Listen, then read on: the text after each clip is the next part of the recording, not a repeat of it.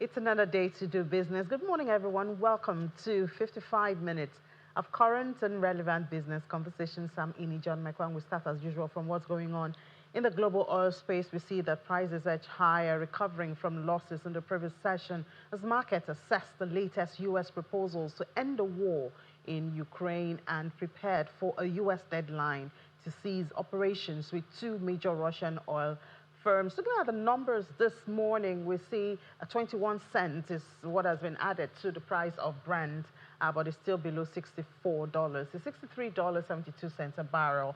WTI also added 0.4%. That's also about 21 cents. And it's $59.68 a barrel. Intermediate crude futures, that's for the WTI. Both benchmarks rebounded after falling nearly 2% during the session when U.S. had signaled to Ukraine that they will accept a U.S. drafted framework to end the war with Russia by giving up territory and weapons. Apart from that, U.S. efforts to end the protracted conflict, Washington has imposed sanctions on those two major oil companies in Russia, that's Rosneft and Lukoil.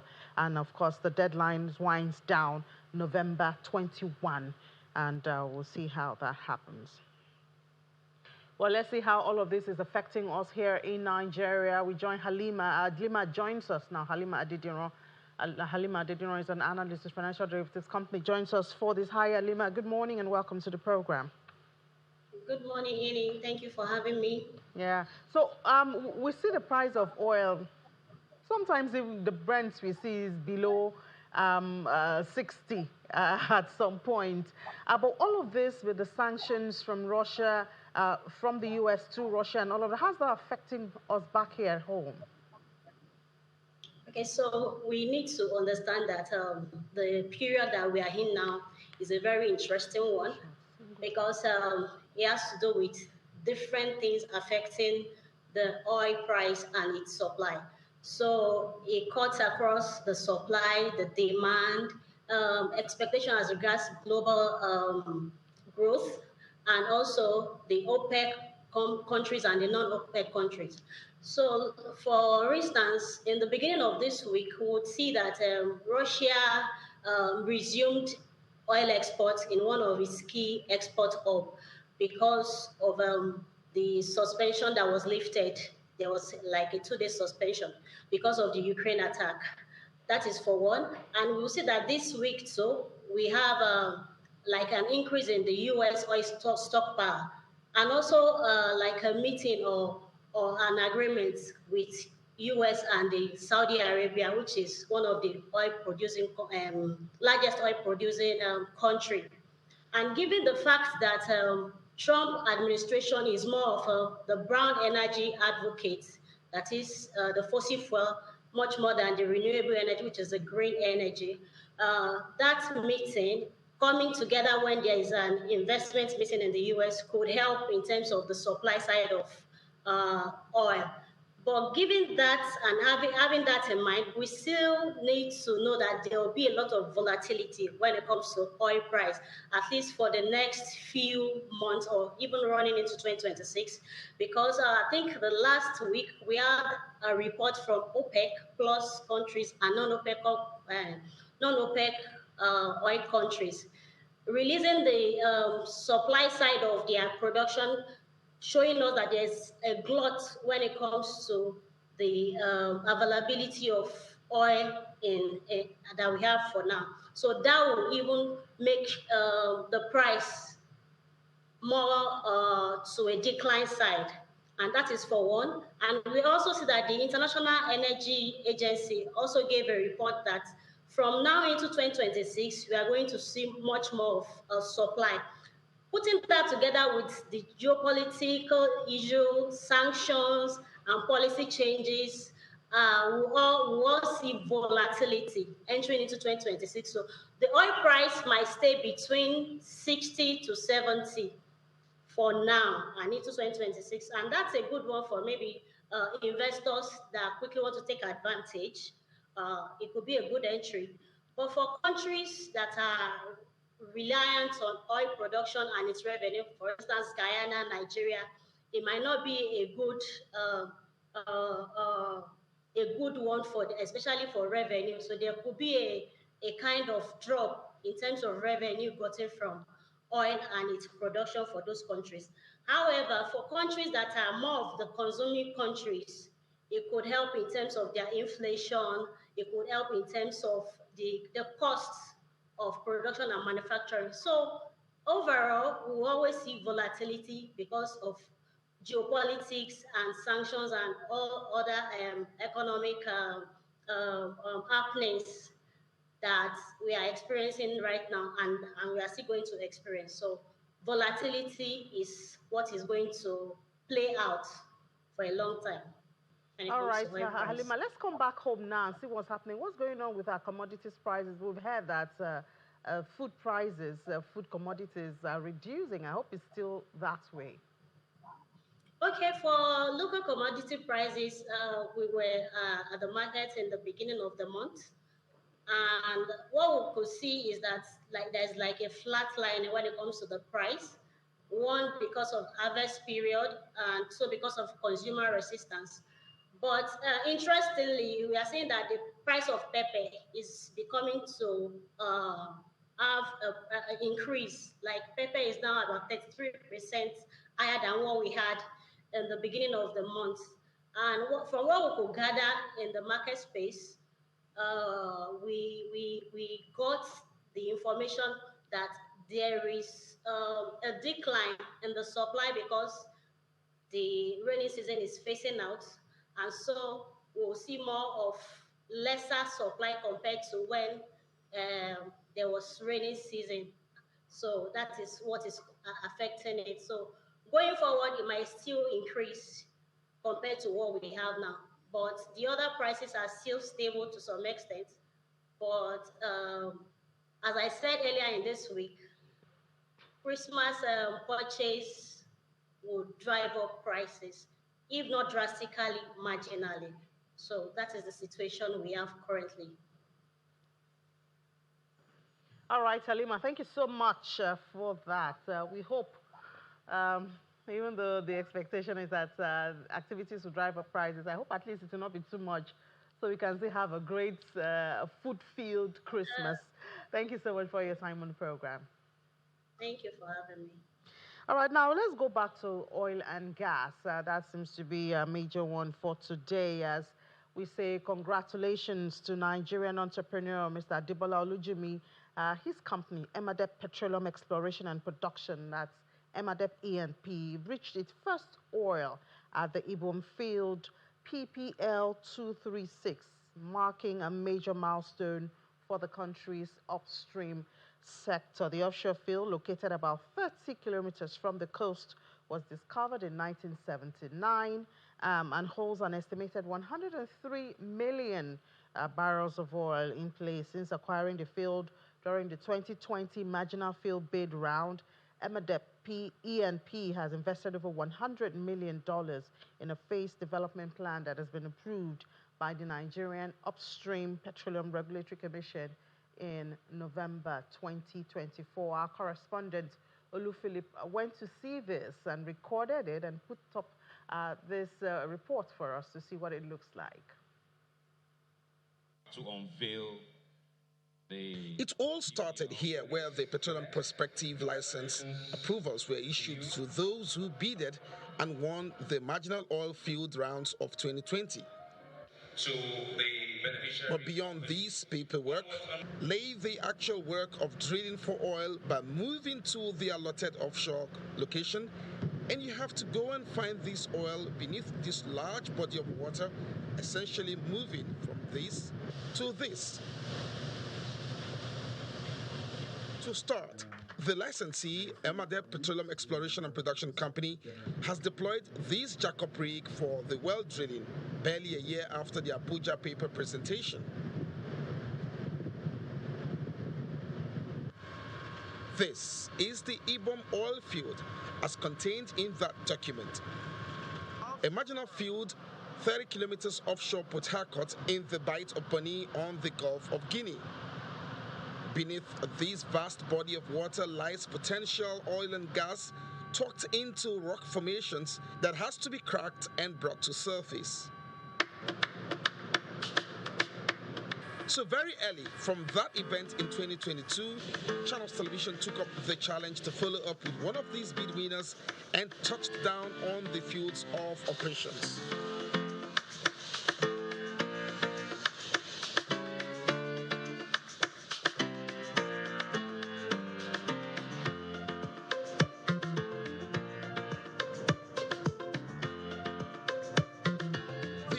Sector and business anywhere in the world is an expensive endeavor, as most components, processes, and services are priced in US dollars.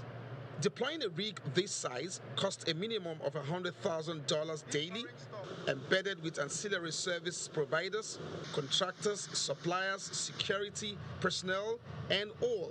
And at peak, this offshore rig, for instance, will house 120 people for a 24 hours work shift.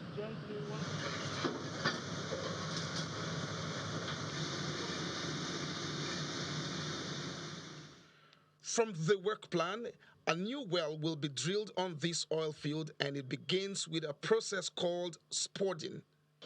In a layman's term, groundbreaking. But here you will pierce the seabed, which is the process of driving these drill bits into the earth for the first time, signaling the commencement of oil find. So this is a 26-inch mill tooth bit. This is just one size of bit that goes through that hole. All of this is made up to this, and we make them up one after the other. As we make up, we drill that stand down, we circulate, it has got holes underneath it, so that when we are pumping the mud I told you about, it comes in through, comes out here, cools all of this, because you want to reduce friction. You understand? Yeah. Because if you do not reduce friction, these guys are going to wear off very quickly. So you want to reduce friction, which is one of the key things that your mud does. It requires complex computing, technology, man-hours, complex instrumentation, huge personnel with various petroleum expertise and engineers, all coming in sync for this multi-million-dollar venture. One mistake can lead to bankruptcy or debts in multiples of millions.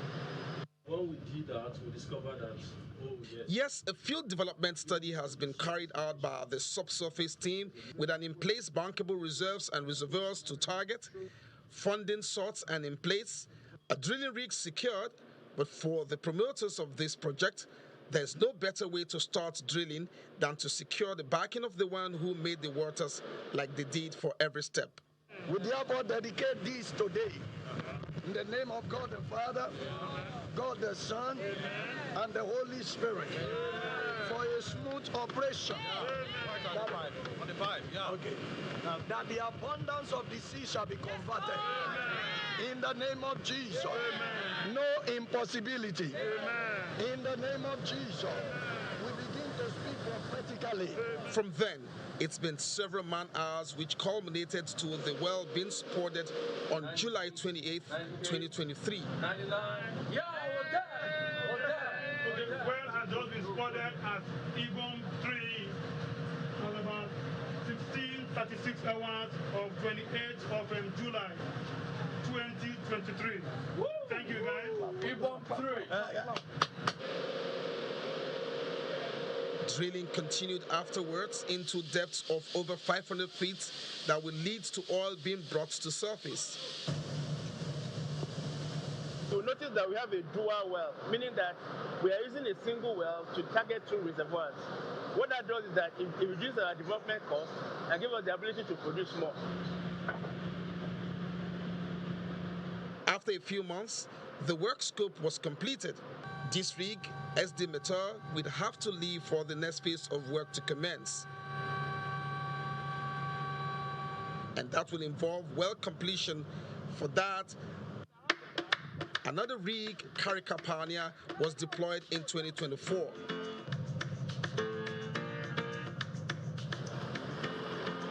There are only two means of transportation to the field, by chopper or by a vessel. And at various stages of the campaign, we used both means.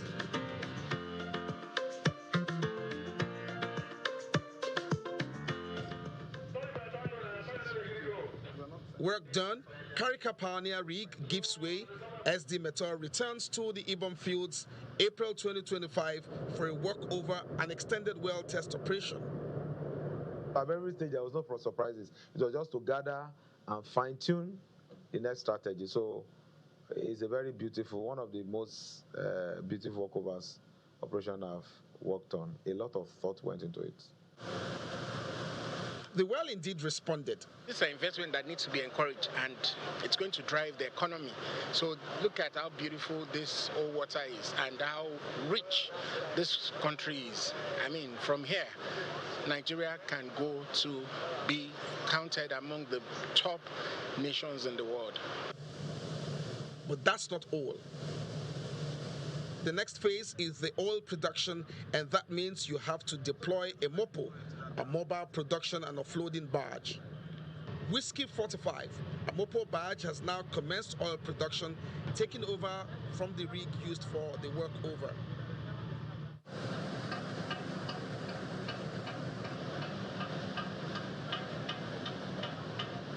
It's been 2 years since the commencement of this exploration and production, and could have been longer if you factor crude evacuation modalities. The best bet would be to build a 7-kilometer pipeline to the Nerex platform. However, while talks are ongoing on that possibility, a strategy had to be engaged for the evacuation of crude, since building a long stretch of subsea pipelines was out of the way for now.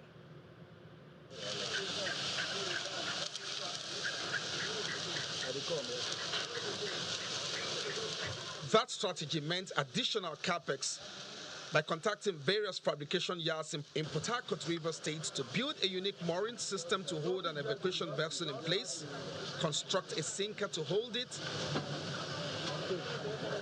Thank you. What is this they brought in? Jury! Construct anchors, chains that are equivalent in length to the depth of sea, a buoy. Additionally, purchase crude export hose that are 8 inches in diameter and that has the right pressure rating and strength to withstand sea conditions. That's the oil tanker that is collecting crude from. Back to the oil fields. The Whiskey 45 oil production and flow from the Ibom 3 well is active.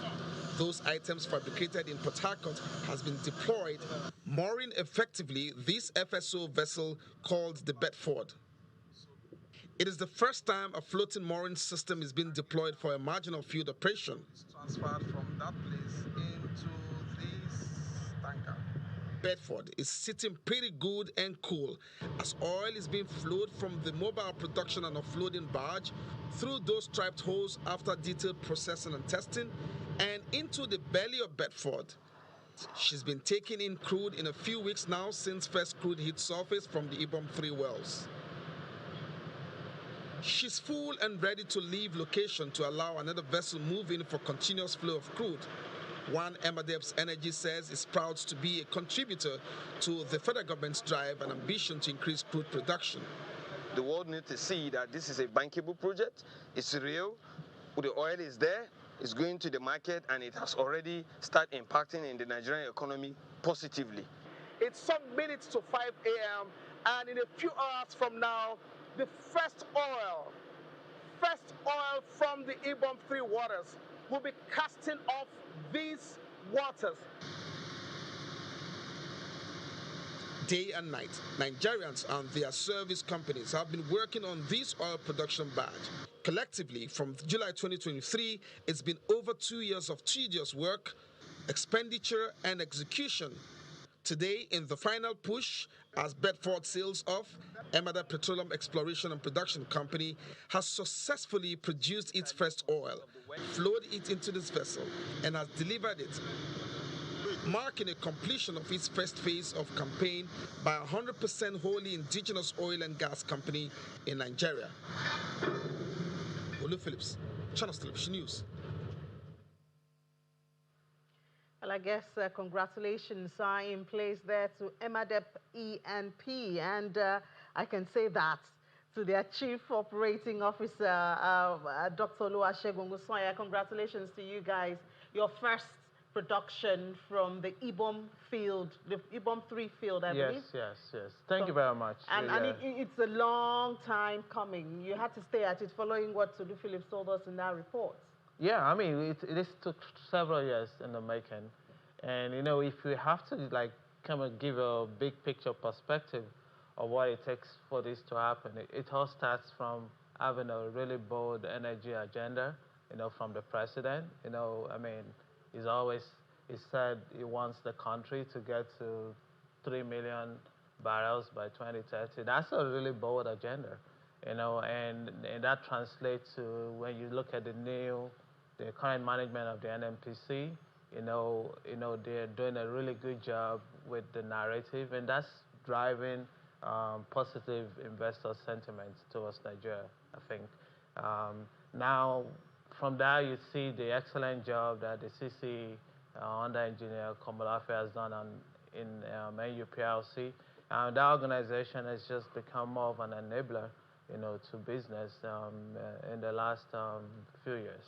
So when you put all of that together with the board leadership of the founder of Emadep, who is, he's built a company that is in the downstream and the midstream over almost 20 years, and he's taken the leadership to want to incubate a different company. The upstream is very different from downstream and midstream. So for an existing company to be able to incubate a new venture into the company, and kudos to Mrs. Olujimi for creating an environment where innovation can thrive. And so when you put the national agenda and the leadership within MRDEB and the focus we've been on this for the last 3-4 years, so this is kind of the results you get from that. Yeah, and I mean, just thinking of the capital involved, I think that's a huge deal. Getting those rigs there, getting the human capital there, those equipments, I mean, that's a huge one. I can't imagine how much is involved in this. Yeah, you're absolutely right. Just to talk more about the project part of this, you're right. The capital is a lot. So you have to evaluate this kind of project from 3 major angles before you go into it. Now, the first one is the resource risk. Do you really, how much of the resource do you know that is there? And that takes a lot of studies by, specialized teams. And we really invested a lot of money in that. So I think about $100 million or so? Yeah, that's on the resource risks alone. Now, you now talk about the execution risk, and that's where the 100 million comes in place. And Olu has done a really good job, documenting all the phases and the dates that we spent executing. But before we did that, there was a lot of planning, scenario planning, knowing if this doesn't work, what's our next best option and stuff like that. So kudos to a lot of the professionals that have worked on this, to really make sure that we really dial in and hone in on the execution risk before we go out there. Then the third component of that is the market risk. You see, and this is a commodity market, and prices, vary widely, and when we're making this investment, we're not just making it for the short term, we're also looking at the next 10, 20 years. So do you have a business model that can sustain itself in a high market, high price and a low price market? So you really have to make sure you have the right cost structure in place. You have the balance between your CapEx and your OpEx. You understand the business levers you can pull, and you have the flexibility within your system to be able to continuously optimize your productivity and how the business operates. So if you combine the subsurface risk plus the execution risk and the business risks, and you have a good combination of that, you have a sustainable business over time. And talking about risk, I mean, I can't imagine what insurance you would have to take to get people on there. I think you've been there. Have you been on the rig? Yeah, I've been there. I've been there. It is a little, but the thing about this is, if you have a disciplined team, a group of professionals looking at this and behind you, you take something very scary to something that you can manage. We understand it's a risk management business. We understand it, and we're not betting on anything. Everything is planned. Every scenario is well thought of, and it's a small company, but it's also a strategy-led company. So there's a lot of strategic thinking going into everything that we did in the last few years. And you said this is feeding into the president's targets of how many trillions of barrels of oil. What can we expect? You've already started production. Yeah, we already started production. Our first cargo is been injected, and hopefully we will export that in the next couple of weeks. And that's what it takes if you really want to know how well your policies are, and kudos to the president and the special advisor on energy and NMPC and NUPLC. But this is a good calibration. If you have a marginal field operator being able to go to the market in record time, that shows you that you have the right policies in place. Policies can make big project work, but can you make small project work? And that's the litmus test. And this project has proven that we have the right environment, we have the right investment settlement around the country, and with all of that, businesses like MRWMP can really do great work like we've demonstrated now. And sustainability and expansion, I believe they're part of the plan. Absolutely. Phase 2, we're really excited about that. We have bold targets in our phase 2. We're going to triple production by the end of next year. Triple to what? We're going to be double digits by end of next year. We should be doing 10 to 12,000 barrels a day by the end of next year. Wow. We've set an ambitious target for ourselves, and we know that we can achieve it. And we have a lot of partners in this, so we're not doing this alone. We have a local bank that has come to invest in us in our phase 1, Fidelity Bank. Kudos to them. Just making sure that we have enough capital to do our phase 1. So that's something that is very rare. But Fidelity Bank saw the value in what we're doing, and they put the money behind us. We have partnership from an evacuation company called Donna Spectra. Like you saw, all the fabrication was done in Port Harcourt and Warri. So we did everything in Nigeria, done by Nigerians, all the engineering. That is everything. impressive. So yeah. So all of those things were done in Port Harcourt here in Nigeria. Yes, here in Nigeria. Wow, that's really impressive. Yeah, that's kind of, it's not about just what has been done, it's how we did it also. How did you do it? We did it believing in Nigerians. We have Nigerians from diaspora coming around to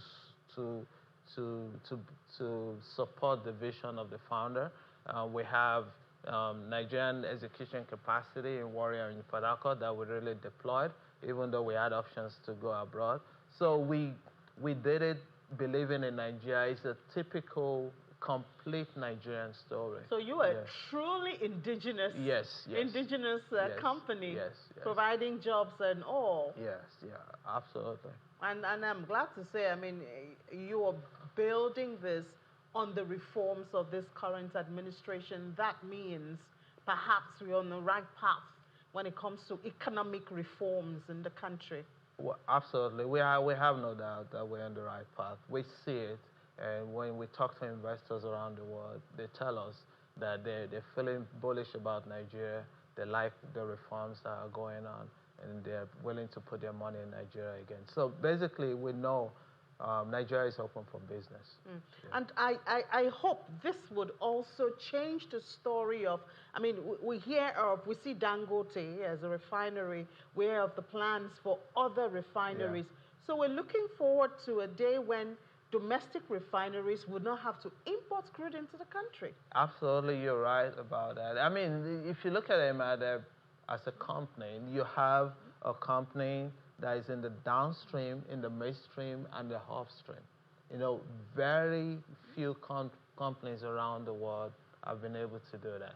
So we like what we see, and we will support the economy in any way we can do it.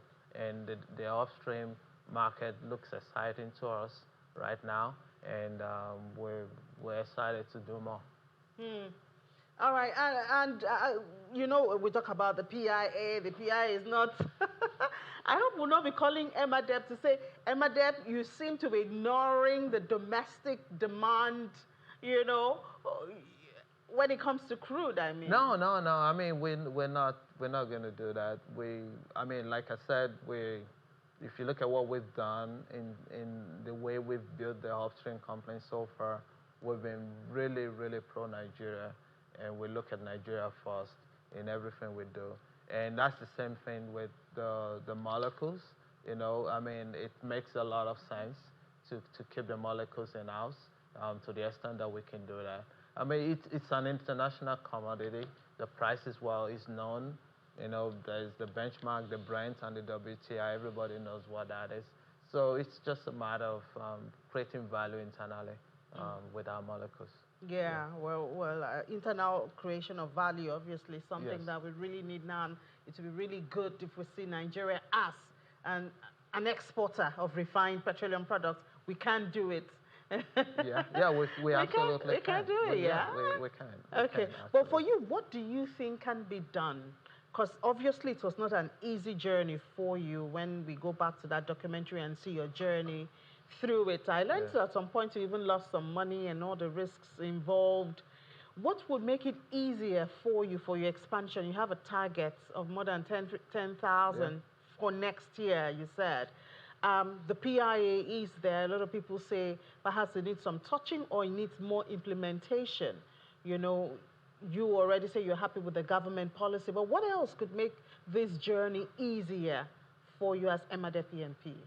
Well, I mean, the upstream business is a tough business. So we appreciate the environment that the government has created.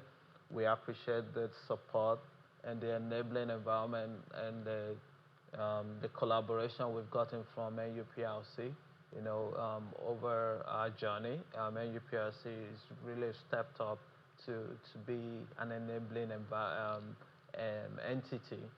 They set up workshops in London over the last 2 years, you know, for all the marginal field players, you know, and all the major players in the industry to come together to talk about what can make it easier. So everything has been done. We just have to get out there and do the work. You know, that's just what it is. The opportunities are there.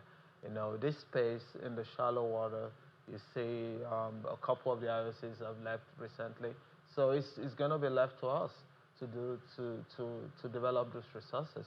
So, and we're going to have to go. There's no time to sit around and complain.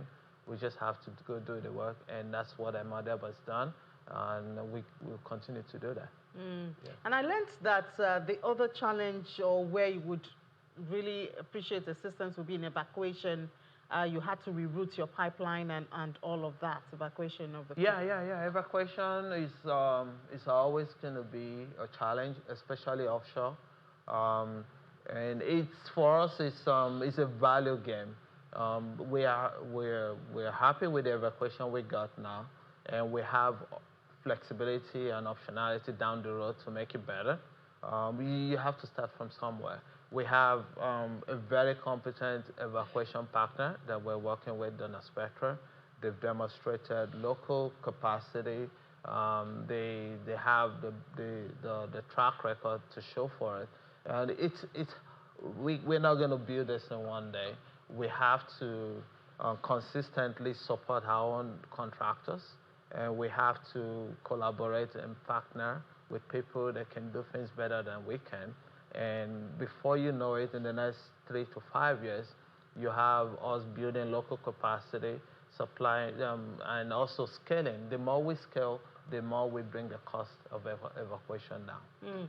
And talking about evacuation, we say technology has the solution to almost all issues now. So since you're just coming up here, the issue of oil thefts, which is a challenge, you know, in the oil and gas industry in Nigeria. Do you have some maybe new technology, new ways of doing things that will at least reduce?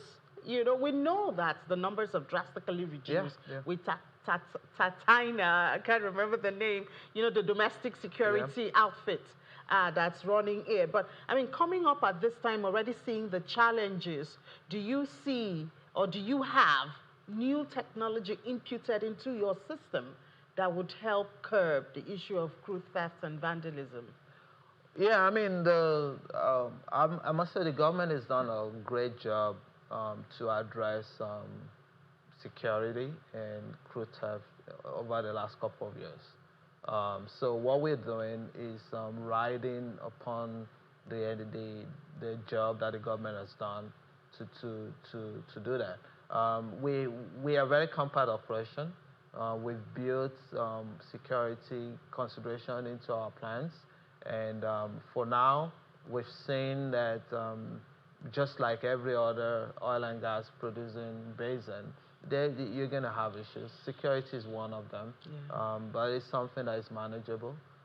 We have the good processes with the Navy and NUPLC stepping in and making sure that the paperwork and the tracking of every barrel, you know, with a barging operation is so it's been a lot of good work that's been done and by the government and the government entities. So we are just a private entity. We ride on enabling an environment, and what we see now we're happy with, and we'll continue to monitor it. All right, thank you that you're happy with that and monitoring it and working with the government, I guess. I think that security outfit is Tantita Security. I always mix it up with some other things. Well, thank you so much and congratulations once again on your success. We do hope that it's sustained and of course to feed into, you know, I will feel it at the end of the day if we have enough crude and oil. Chief Operating Officer at Emadep E&P, Dr. Oluwasegun Ogunsanya, thank you and congratulations. Thank you for having me. Appreciate your time. Yeah. All right, let's take a break now on Business Morning. When we come back, building inclusive commerce, e-commerce especially on the continent, that will be our conversation. Please stay with us.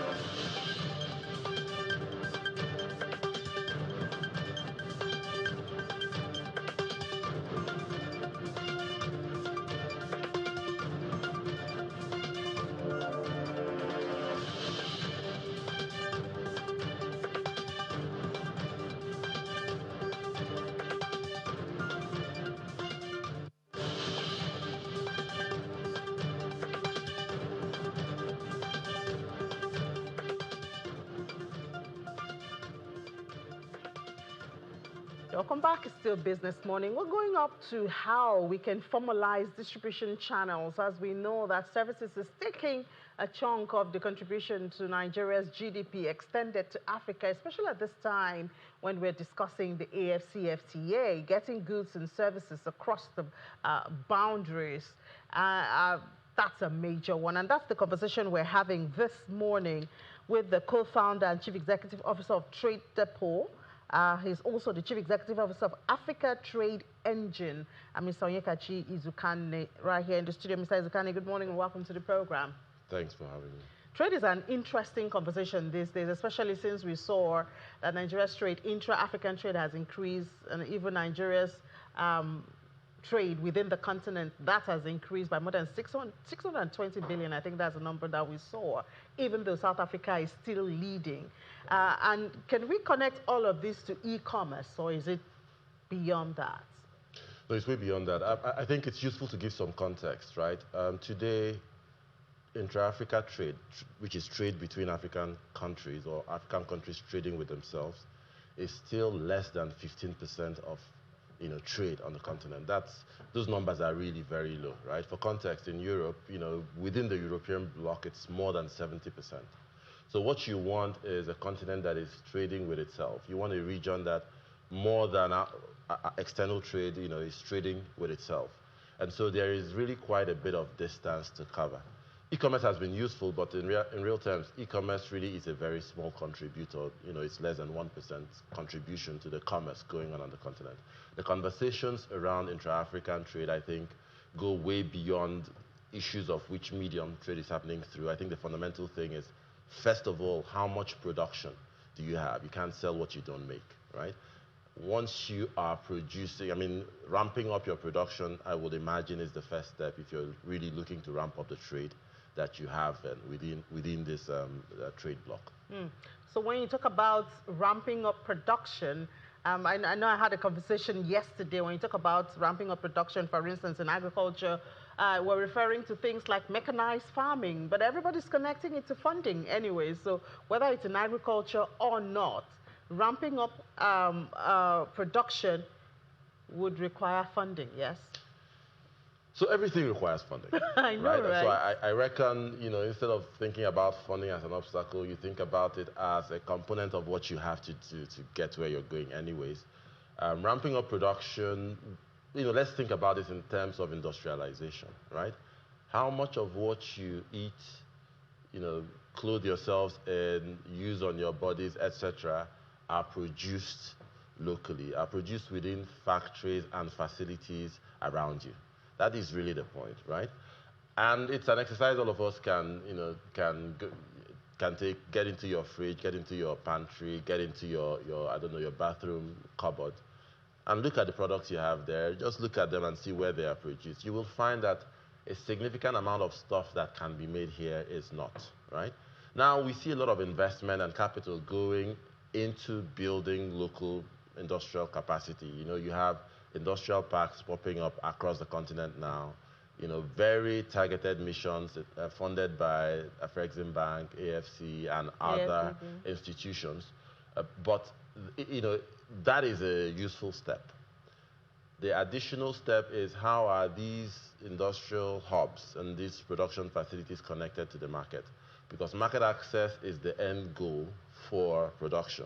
If you're making products and you want that exercise to be sustainable, you need to be able to evacuate that to where consumers can buy them. And that is what, as the Africa Trade Engine, we have focused on doing, right? Connecting, integrated architecture, right, to connect production capacity with digital market access. Well, how much of a challenge is market access on the continent?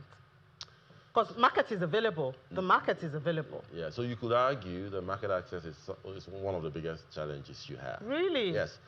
Is it because of infrastructure? It's because of how fragmented distribution and retail space is, on the one hand. It's also because of how disconnected cross-border activity is in our environment.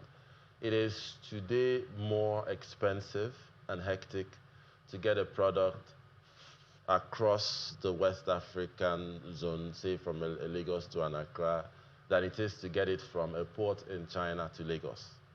right? And then there's a bunch of other different, non-tariff barriers that you have to navigate. So there are certainly a lot of frictions when it comes to market access. Frictions related to getting it from one country to another, but also frictions within countries to get it from one place to another. And these are practical problems, but that have real solutions, right? And that is what the focus for us is. How do you leave talking about these problems and get into trying to solve them? Getting to solve them, that's a big deal because, when you said, well, moving it, yesterday I had a guest who said that he carried out an experiment moving products from Lagos to Banjul, took about 90 days.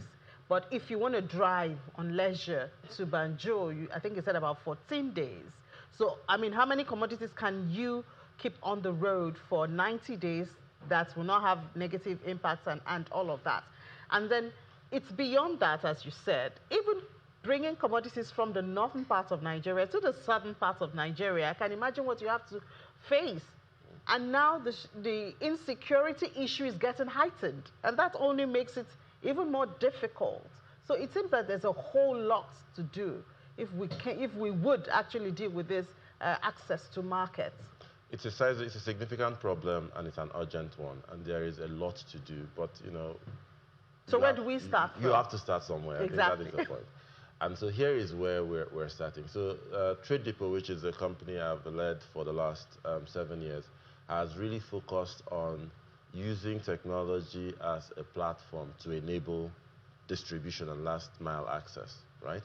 That has meant engaging with the retailers who are the final point before consumers get the product, to digitize them so you can capture demand from these retailers, but also you're able to supply them in an efficient way, right?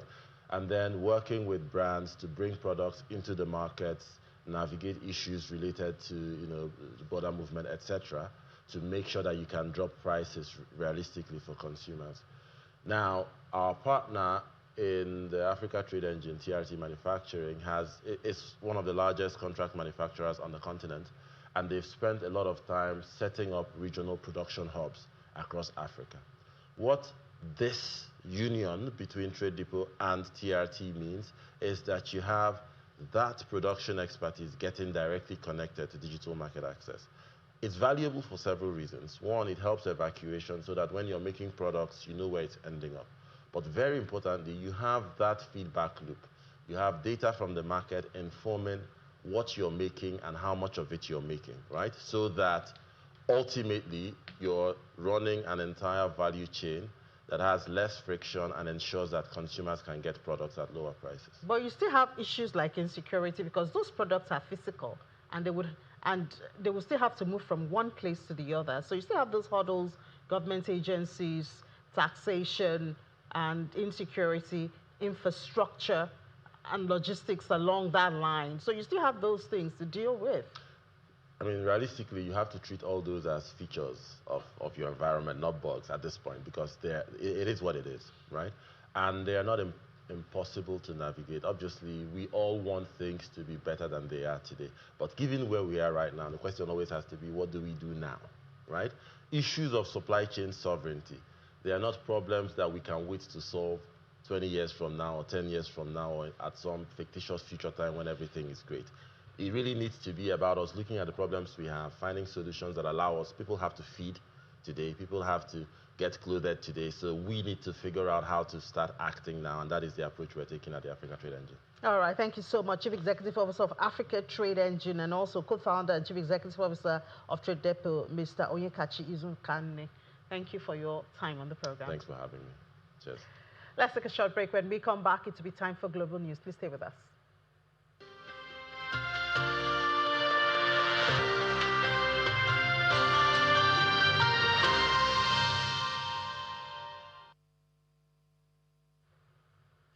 Going global now, we start from Germany, where producer prices fell less than expected in October, decreasing by 1.8% on the year. The Federal Statistics Office reported this, saying that it's due to lower energy prices month on month, and prices decreased by 0.1% compared to September, excluding energy prices for other products such as intermediate goods. Also, that declined, while capital goods and consumer goods saw price increases. From there, we talk about the big news of from late yesterday till today. That's NVIDIA. Well, the chip giant beat Wall Street's expectations for revenue and upcoming sales, easing investor concerns about heavy artificial intelligence spending that have unsettled markets now.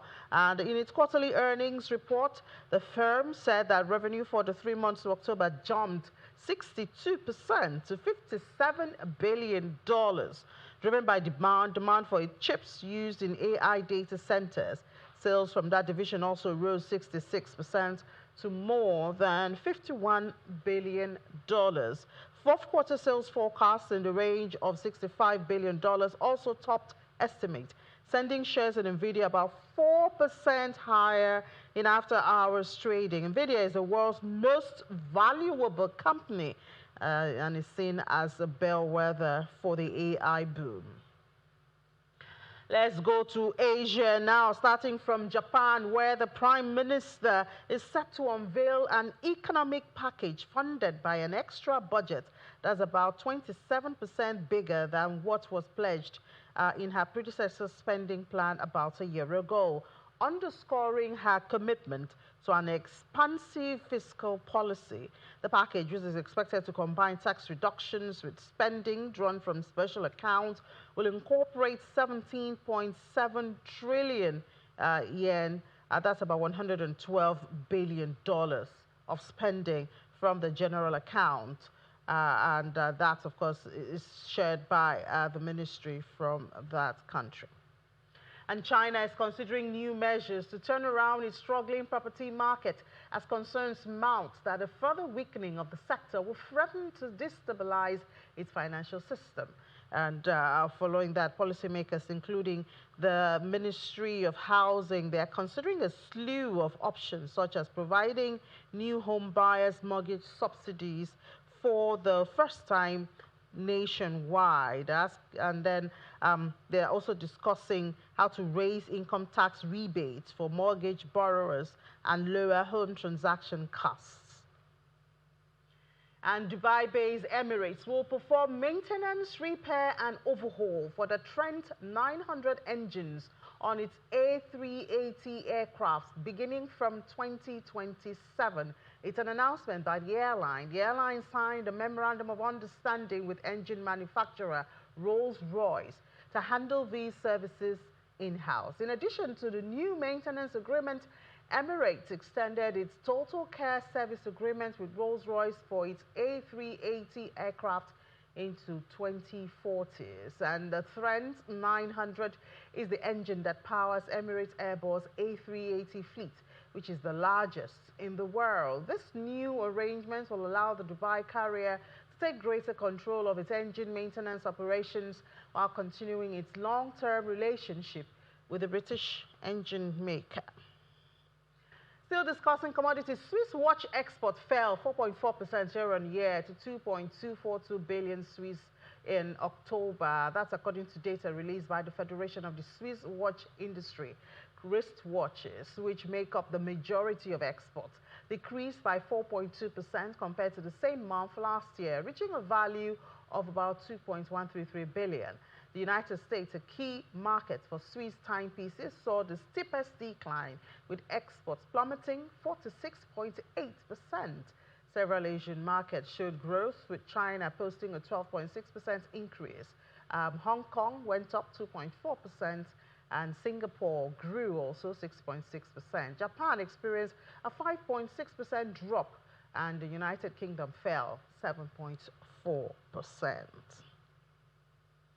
Cuba's import of crude and fuel in the first 10 months of the year fell more than a third compared with the same period of 2024, as key allies, Mexico and Venezuela, slashed supplies. This is according to shipping data and preventing the Caribbean country from easing daily power cuts. The communist-run island relies on imported refined products to meet demand, including fuel oil and diesel for power generation, and jet fuel and gasoline for transportation. U.S. sanctions and a deep economic crisis have for years made it impossible for the government to buy enough fuel, forcing a growing demand on allies. Between January and October, Cuba's oil import from Mexico, which emerged as a reliable provider in 2023 after regularizing shipments of light crude, declined to about 5,000 barrels per day, and that's a 73% fall from the 18,800 barrels per day received in the same period in 2024. Imports of crude and fuel from Venezuela, Cuba's most important political ally, also fell almost 15% over the same period to 27,400 barrels per day, with a reduction particularly hitting supplies of fuel oil for power generation. Internal documents from Venezuela's state oil company shows this.